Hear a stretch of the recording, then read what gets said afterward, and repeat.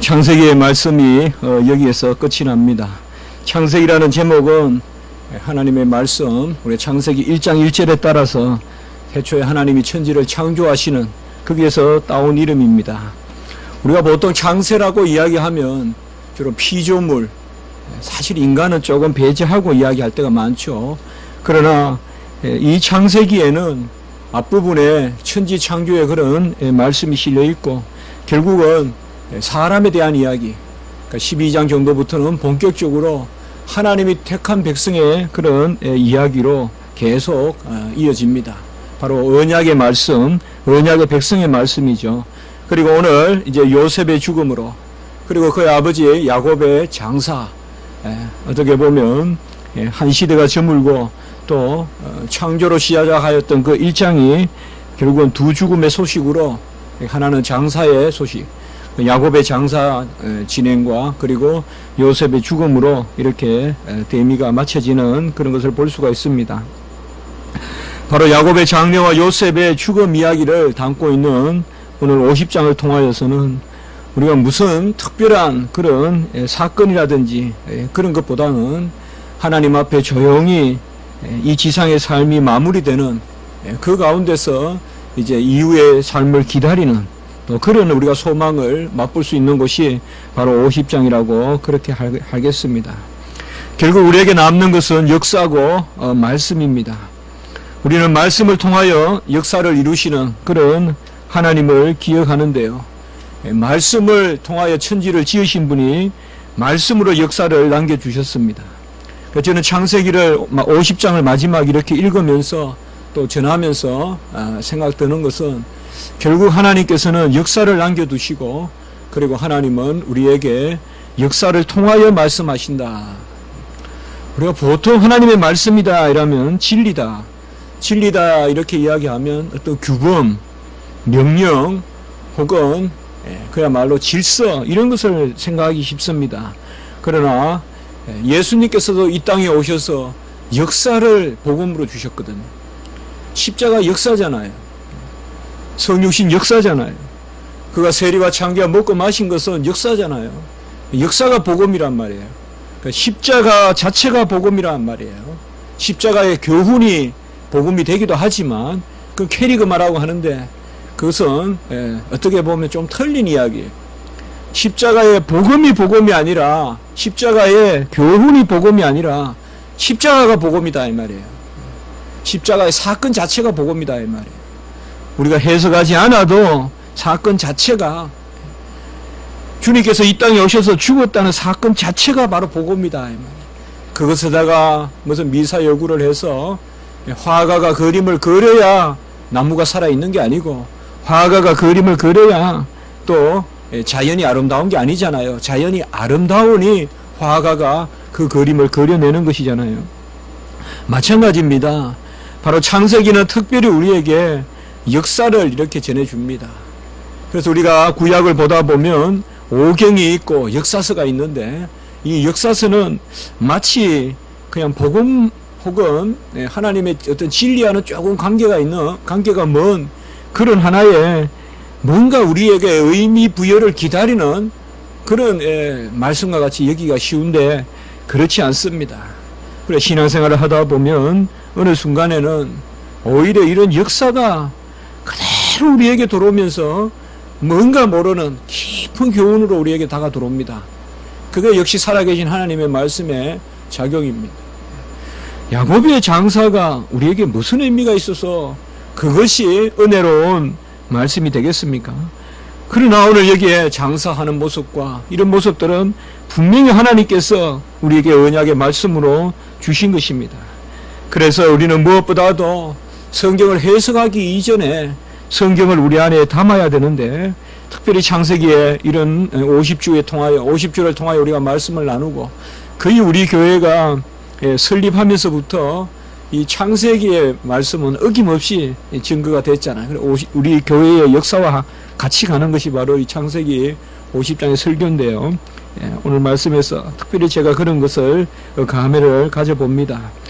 오늘 앞부분에 보면 장래에 대한 그런 말씀이 있습니다. 아주 구체적으로 40일 동안 향처리를 하고 또 70일 동안 고골하고 운다 이런 것은 뭐 주석학자들은 다 이것은 애굽의 고관 대작에 대한 어떤 장례 절차였을 것이다. 그리고 40일 동안 향으로 처리했다는 것은 바로 미라를 만드는 작업이었다. 그래서 죽은 사람의 속을 다 꺼내고 그 종려나무나 이런 것을 닦아가지고 그걸 또 특별히 처리된 약품에 넣어서 그래서 다시금 포나 이런 것을 둘러싸가지고 이제 보존한다는 거예요. 아마 그렇게 하지 않았을까. 그리고 벌써 70일을 예고했다. 70일 동안 시체를 둔다면 사흘이면 썩는다고 하는데 70일 동안 이렇게 시체를 두고 또 그 시체를 메고 가나안 땅까지 갔다는 것 이런 것들을 우리가 살펴봤을 때는 이 애굽의 그 당시에 시신에 대한 처리 이런 것도 어떻게 보면 하나님의 섭리일 수가 있어요. 주의 백성에 대한 죽은 육신이지만은 하나님께서 그것조차도 썩지 않게 하시는 뭐 이런 것도 우리가 생각해 볼 수는 있는데요.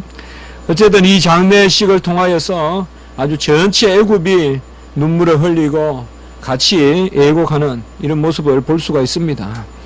왜 애굽 백성들이 이렇게 슬퍼했는지에 대해서는 알 수가 없지만은 그것은 우리가 조금은 이해가 되죠.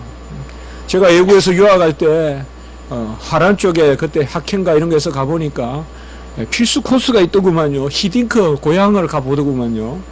히딩크 고향에 한국 사람들이 오면 참 우리나라 사람들이 재미있죠. 그래서 그때만 해도 공항에 하란의 공항에 가면 히딩크 방문하는 여행객들이 있었어요.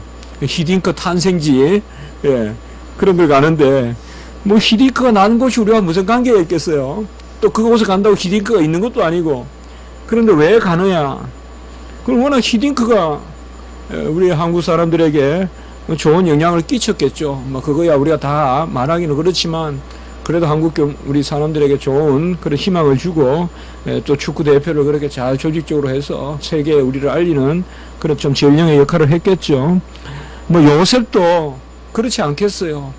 사실상 이 복이 드문 그 대기근 대한란 아니에요. 이 7년의 대기근 가운데서 한 나라 한 민족을 지켜주었잖아요.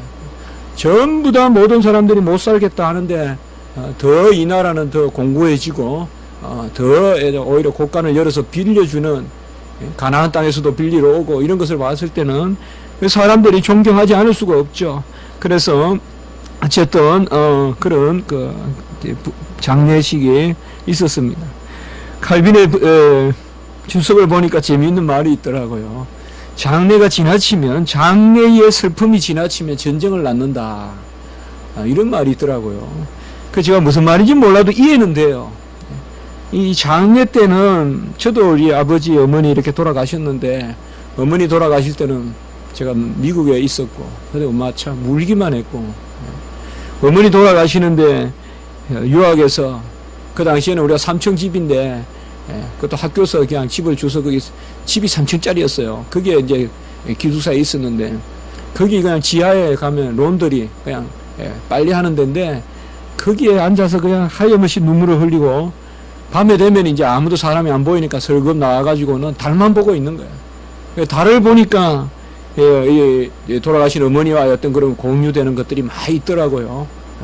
아주 어릴 때 밤에 어머니하고 달길에 밤길을 그 달빛에 의지해서 걸어 다녔던 어떤 그런 시골길 생각도 나고 뭐 그런 여러 가지 추억이 떠올랐습니다. 사실상 누가 가장 내 지인이나 특히 부모님이나 뭐 이런 말은 참 드리기도 뭐 하지만은 특히 나의 자녀들이나 이런 어떤 우리가 어려운 일을 당하면 특별히 그 죽음이라는 것을 봤을 때는 사람이 두 가지 마음이 있는 것 같아요. 제 자신에 대해서도. 그래 그때도 저는 그렇게 이야기했어요. 어머니 돌아가시고 또 작년에 아버지 돌아가시고 이러니까 마음속에 간혹은 그런 마음도 생겨요. 좀 모질다 그럴까요? 좀 악해진다 그럴까요? 이제 눈치 볼 것도 없다. 마음 끝까지 살아보자든가 그런 것들이라 그럴까요? 뭔가 사람은 그런 마음이 좀 있어요. 그래서 내가 어려움을 당하고 이럴 때 그때 우리가 잘 조절을 해야 됩니다. 잘 조절을 해야 돼요. 그래서 아까 칼빈 말이 주석에서와 같이 과도한 슬픔은 전쟁을 부른다라는 말이 우리가 어느 정도는 이해가 됩니다만은 우리는 슬픔의 때에 잘 조절을 해야 됩니다. 슬픔은 영롱하게 의미가 있어요. 아주 슬픔의 의미는 깊고 그것이 우리 인생에 어떻게 보면 큰 가치일 수 있거든요. 근데 슬픔을 너무 피해 다니려고 하거나 슬픔을 너무 타넘으려고 하거나 또 슬픔을 이용하려고 하거나 그런 심령일 때는 슬픔은 아주 잔혹한 그런 병기와 같이 무기와 같이 사용될 수가 있어요. 흉기와 같이. 그래서 우리 심령에 슬픈 일이 있을 때가 있어요. 간혹은 내가 애통할 때 있어요. 내가 억울할 때 있어요. 부모님들에게 효도도 한번 못하고 어느 날 이제 내가 좀 장성해서 살만하니까 부모님이 돌아가시고 이러면 억울해요. 그런 심령이 있을 수도 있어요. 그러나 그럴 때 우리가 마음을 잘 다스리는 이런 것들이 중요해요. 그래서 오히려 그런 어려움을 겪고 났을 때 사람이 더 부드러워지고 더 많은 것을 이렇게 이해하고 감싸려는 그런 것들이 필요합니다. 특별히 우리는 장례식이라는 것은 우리 인생에서 있고 어떻게 보면 주님의 장례식도 우리가 사흘 동안 장사되시고라고 해서 고백합니다만은 특별히 우리는 부활을 기억하는 거죠. 그래서 오늘 말씀과 조금 지적인 관계가 없는지 몰라도 이런 장례에 대해서 특별히 요셉이 이렇게 시신을 이 야곱의 시신을 보호받았다는 것을 봤을 때는 이 교훈이 뭐겠느냐. 과연 야곱이 왜 이렇게 이방인의 손을 통하여서 40일간 향품에 담겨놓고 절였다가 또 70일 또 고가하고 나서 또 7일간 또 뭐 그 이상 길을 갔다가 또 7일간 요단 강가에 가서 애곡하고 그 강이 어딘지 직접 몰라도 그래도 가나안 땅에 들어가는 입구에서 애곡을 하고 그리고 막벨라에 그런 굴에 묻혔는데 거기 굴에 놓여졌는데 이런 것을 봤을 때는 어떻게 보면 우리가 부활을 한번 생각해 볼 수도 있다. 그런 교훈을 우리가 생각해 볼 수도 있습니다. 우리는 장례 때 과도한 슬픔에 빠지지 않습니다. 그것은 바로 부활을 믿기 때문에 그렇습니다. 그렇다고 해서 이 어떤 이별의 그런 상실감을 무조건 즐기고 그것도 또 잘못된 것이죠. 그래서 애통함이 있대, 슬픔이 있대, 평강이 있는. 저는 개인적으로 죽음을 많이 묵상해야 된다고 생각합니다. 그래야 그게 부활을 묵상하는 길이라고 생각합니다. 서구의 애국에 가보면요, 우리가 보통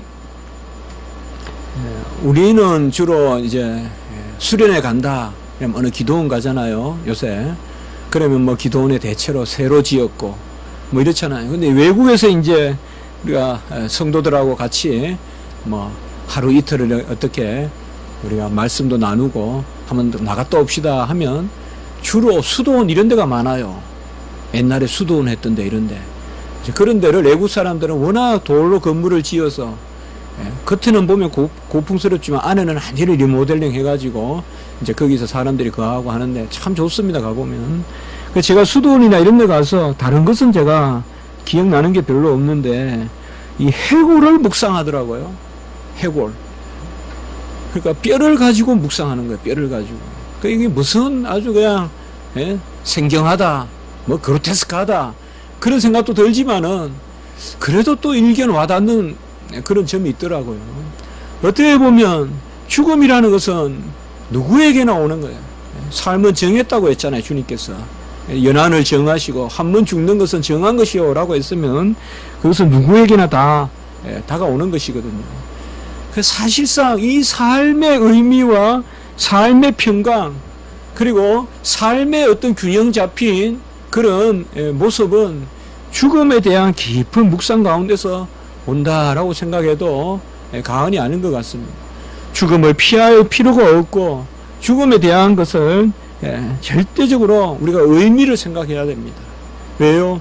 그것은 관념이 아니라 헛것이 아니라 현실이기 때문에 그 현실은 하나님이 인정하시고 뜻하시는 현실이기 때문에 사실 죽음이 없이는 죄가 들어왔기 때문에 죽음이 없이는 아무도 하나님 앞에 다시 설 수 없어요. 그게 거듭남의 비밀이고 그게 부활의 비밀이에요. 그래서 주의 죽음과 연합하고 주님의 부활과 연합하라고 로마서 6장에 이야기했어요. 그렇게 생각한다면 죽음에 대한 것을 피해 다니고 죽음에 대해서 고개를 돌리고 죽음은 나중에 생각할 것이라고 여기고 하는 그런 자세는 굳이 좋은 것만은 아닙니다. 죽음을 묵상하십시오. 죽음을 묵상한다는 것은 그렇게 뭔가 잘못된 생각, 뭔가 미신적인 것, 그게 아닙니다. 우리 기독교적인 것입니다. 바로 예수님의 죽음을 우리가 묵상하고 그리고 그로 말미암아 부활을 우리가 깊이 묵상하듯이 오늘 여기에 말씀에서도 그렇습니다. 사실상 여기에 보면 특별히 11절에 가보면 아벨 미스라임이다 이런 말이 있잖아요. 11절에 보면 그들이 이제 그 시신을 메고 가나안 땅으로, 이것은 야곱이 이미 지난 주간에 우리가 보았듯이 바랬던 바죠. 어쨌든 가나안 땅에, 그래서 이 당시에는 뭘까요? 지금 성전이 없잖아요. 그렇잖아요. 그렇다고 해서 어떤 회막이 있지도 않잖아요. 성막이 있지도 않잖아요. 그러면 이 당시에 이스라엘의 중심이 어딜까요? 그런 생각을 해보세요 한번. 그게 지금은 막벨라예요. 이 막벨라 굴에 장사하는 것으로 이스라엘 백성의 중심이 모아지는 거예요. 그래서 하나님이 이 땅에 보이는 어떤 그런 표적을 주시는데 그런 것을 주신다면 이때까지는 아직까지 그것이 브엘세바의 단도 아니고 그것이 베델의 단도 아니고 이때까지는 막벨라예요. 이 막벨라라는 곳은 바로 아브라함이 본토 친척 아비 집을 떠나서 처음 하나님의 언약의 백성이 되는 그런 약속의 말씀을 듣고 이 막벨라 상술이 이 막벨라로 내려온 곳이에요. 그렇기 때문에 이 막벨라라는 곳은 아주 중심적인, 그래서 오늘 보면 이제 이 요셉의 죽음도 우리가 보지만은 중요하게는 다 여기에 묻힙니다. 라헬이나 이런 사람은 여기에 묻히지 않지만은 이제 노상에서 죽음을 당했죠. 그렇지만은 바로 이스라엘 백성이 중심적으로 여기에 묻히게 되는 것입니다. 이런 야곱의 장례인데 이 아벨 미스라임이다라는 것은 이스라엘 사람, 미스라임이란 말이 언어로 애굽이란 뜻이에요. 애굽. 그래서 이집트, 애굽을 뜻하는데요. 그래서 아벨 미스라임이라고 해서 애굽 사람의 애통이, 이스라엘의 죽음에 대한 애굽 사람의 애통이 크다라고 이렇게 이야기하고 있습니다. 우리가 이 구체적인 의미를 생각하기는 그렇지만 어쨌든 하나님께서 그 당대의 가장 큰 민족이 애굽 민족인데 이 애굽 민족 사람들이 저기까지 쫓아와서 14절에 보면 호상꾼과 함께 애굽으로 돌아갔다 이런데, 호상꾼이라는 말은 뭡니까? 곡하는 사람, 우는 사람이죠. 요새는 뭐 우리나라에는 없지만 옛날에는 우리나라에도 이 호상객이 있었어요. 그래서 양반집에 옛날에 누가 죽으면 사요. 없으면 돈을 주고 사서라도 곡을 하게 만들어요. 그래서 전체 마을이 듣게끔 해요. 저도 그런 거 본 적이 있어요. 그러니까 사람을 사서라도 울게 만들어서 곡을 하게 만들어요. 그러니까 눈물을 흘리는 게 아니라 소리를 내면서 한탄하게 만드는데 이런 것들을 봤을 때는 그런 우리가 모습을 생각할 수가 있습니다. 사실상 여기에서 중요하게 우리에게 알려주는 것은 우리는 언약의 땅으로 돌아가는 존재다. 궁극적으로는 다 우리도 언약의 땅으로 조져가는 것이고, 사실은 이 육신의 이 지상의 땅이 중요하지는 않습니다. 우리가 어디에 묻히면 어떻겠습니까? 또 화장을 하면 어떻고 매장을 하면 어떻겠습니까만은, 그러나 우리의 신앙의 중심은 항상 언약을 향해 가야 된다라는 것을 보여주고 있습니다. 이 일 후에 이제 중간에 하나 사파같이 들어오는 것이 바로 요셉의 형들이 이 일 후에 두려워하는 것입니다. 사실은 제가 아까도 말씀을 드렸죠. 아버지가 죽었어요. 요셉은 가장 중요한 두 인물을 보면 베냐민과 야곱이거든요. 그러니까 요셉은 아마 어릴 때부터 야곱과 그런 라헬의 그런 그 사랑을 많이 받았죠. 그래서 라헬은 죽었고 이제 요셉을 요셉은 이 야곱, 자기 아버지에 대한 것을 많이 이야기하죠. 그래 항상 보면 요셉은 야곱을 찾고 그 다음에 자기 동생 베냐민을 찾는데요. 그 아버지가 죽었으니 이제 요셉이 어떤 가치관의 혼란이 오지 않았을까, 또 그걸 걱정하는 거예요. 그래서 여기에 보면 형들이 찾아와서, 베냐민도 있지만 주로 형들 아니겠어요. 베냐민은 그 잘못에 동참하지 않았잖아요. 그러니까 형들이 와가지고는 이제 또 우리를 어떻게 하지 않을까, 요셉이 저렇게 슬피 우는 거 보니까 뭔가 그 울음 속에는 칼이 있는데, 그 울음에 담긴 애통을 이용해서 우리를 다시금 어떻게 하지 않을까, 그렇게 생각합니다. 그런데 여기에 보면 19절에 내가 하나님을 대신하리까, 이렇게 이야기합니다. 저는 창세기의 중요한 주제가 바로 이 말씀에 담겨 있다고 생각합니다. 내가 하나님을 대신하리까. 사실은 어떻게 보면 여기에 요셉이 불쑥 이 말이 나온 게 저는 한번 그렇게 생각해 봤어요. 요셉 마음에도 억울한 마음이 있을 거예요. 저 형들 때문에, 저 형들이 나를 구르등에 빠뜨려서 우리 아버지가 얼마나 속을 상했을까. 우리 생각해 볼 수가 있잖아요. 요셉이 당한 것 때문에 힘든 것보다도 요셉이 죽었다는 소식을 듣고 그 아버지 야곱이 얼마나 힘들었겠어요. 그것을 그 형들이 그렇게 만들었잖아요. 그런 거 생각해 보면 야곱이 죽고 했을 때 형들 때문에 우리 아버지가 내가 죽었다고 그렇게 알고는 얼마나 힘들었을까. 그래서 형들에 대한 그런 억하 심정이 생길 수도 있다고요. 그런데 여기에 보면 내가 하나님을 대신하리까, 이것은 저는 그렇게 생각해요. 요셉이 슬픔을 컨트롤할 줄 아는 사람이었다. 바로 이런 마음 가운데서 자기에게 생기는, 요셉도 기도하는 부분이 뭐냐 하면 어쨌든 자기가 하나님의 섭리를 쫓아가려고 하는 것이다. 어떻게 보면 형들이 요셉에게 요구하는 말이 뭐예요? 너 요셉 너 전에 말 잘하대. 너 말하는 거 보니까 완전히 하나님 중심으로 우리가 너를 판 것은 그것은 결국 하나님이 섭리를 이루시려고 한 것인데, 요셉 네가 말을 잘했는데 제발 요셉아 옛날같이 그런 섭리대로 하나님의 뜻대로 제발 우리를 용서하거라, 그런 마음이었겠죠. 그런 마음이었는데 요셉이 정작은 더 그 자리로 가려고 몸부림친다는 거죠.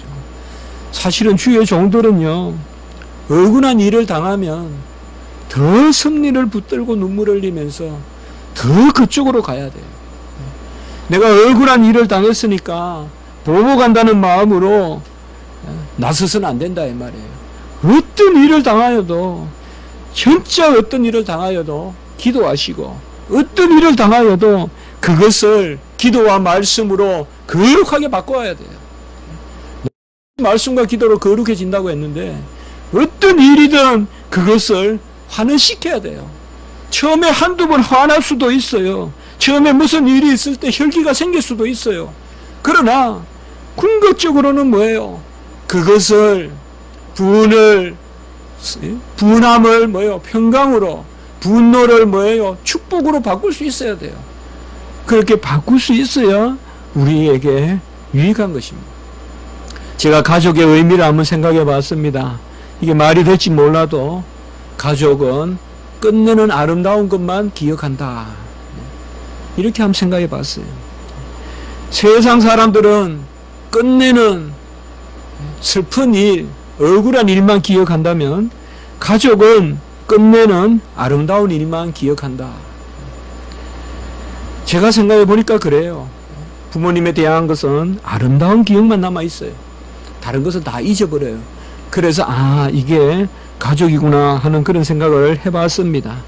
내가 하나님을 대신하리이까, 이것이 바로 섭리에 대한 말씀이죠. 이 대신하리이까라는 그 헬라 히브리의 말은 이 타하트라는 말인데요, 이 말은 종속되었다 이런 뜻입니다.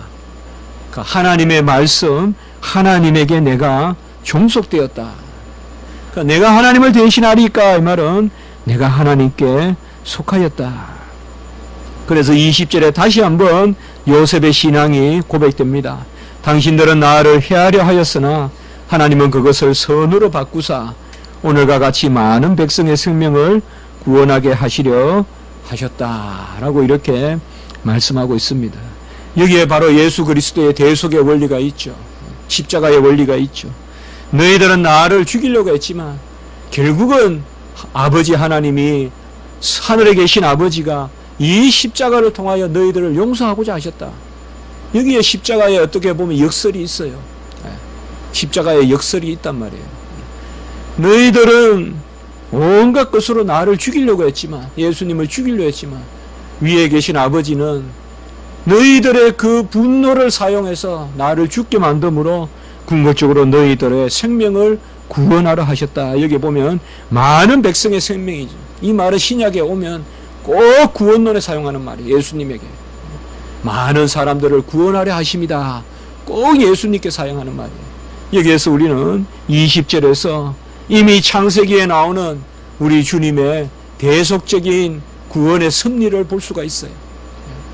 너희들이 나를 죽이려고 했지만 너희들을 저주하는 게 아니다. 이게 얼마나 어려운 일입니까? 우리 주님이 이 일을 감당하셨잖아요. 바로 창세기의 가장 중요한 주제는 역시 이것이 아닌가, 저는 이렇게 한번 생각해 봅니다. 이 50장의 마지막 결론적인 이야기는 여기에 있다 이 말이에요. 너희들은 나를 죽이려고 했지만은 하나님은 그 너희들의 죄를 선으로 바꾸사 너희들의 악한 것조차도, 죄가 더한 곳에 은혜가 더하다, 너희들의 악한 것조차도 선으로 바꾸사 많은 사람들의 생명을 구원하게 하려 하셨다.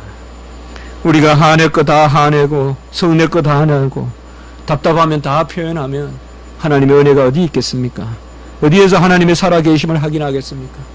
어렵고 힘들더라도 하나님 앞에 다 맡겨야 될 줄 믿는 것입니다. 마지막 부분에 보면 이제 요셉의 이야기가 나오고 그의 가족의 소사가 나오고, 그리고 24절에 보면 하나님이 당신들을 돌보시고 축복을 하면서, 이 당신들은 형제들도 되고 애굽 사람들도 되고 누군가를 특정할 수는 없지만 많은 사람들을 축복하고 아브라함과 이삭과 야곱에게 맹세하신 땅에 이르게 하시리라 라고 이렇게 축복하고 이제 요셉이 죽는 그런 모습을 볼 수가 있습니다. 창세기를 통하여 우리가 배우는 것은 바로 창조와 섭리입니다. 전반부는 창조의 교리고 후반부는 섭리의 교리입니다. 특별히 섭리의 교리가 요셉에 의해서 가장 많이 강조가 되었습니다. 그래서 섭리는 알 수가 없습니다만은 하나님께서 우리를 사랑하시는 그 신실함은 변하지 않는다. 이게 바로 섭리에 대한 우리의 신앙인 줄 믿는 것입니다. 이 섭리가, 창조의 섭리가 아까 20절의 말씀을 봤듯이 구속의 섭리로 연결되는, 그러니까 구원하시기까지 사랑하시는 그것이 어떻게 보면 창조의 섭리일 수도 있어요. 아버지의 부성적인 사랑은 아들을 보내사 우리를 구원하시기까지 하는, 이 부성적인 사랑은 창조의 사랑이거든요. 지으시고 베푸시는 아버지의 사랑은 아들을 주셔서 구원하시기까지 하는 그 사랑이라는 것을 우리가 기억하였으면 좋겠습니다. 한번 기도드리겠습니다. 하나님 아버지, 은혜와 사랑을 감사합니다. 이제 요셉의 오늘 말씀, 그리고 야곱의 장사와 또 요셉의 죽음의 말씀을 통하여서 우리 인생의 곧 닥칠 일들을 우리가 바라봅니다. 하나님 아버지, 죽음 자체가 아버지 어떤 상실을 의미하는 것이 아니고 더욱 생명으로 나아가는 길이라는 것을 저희들이 알고, 또 이 지상의 생명을 허락하신 가운데서 더욱 주를 위하여 살고 또 주님의 섭리를 의지하고 사는 저희들이 되게 해 주시옵소서. 모든 것을 감사하옵고 구주 예수 그리스도 이름으로 기도드리옵나이다. 아멘.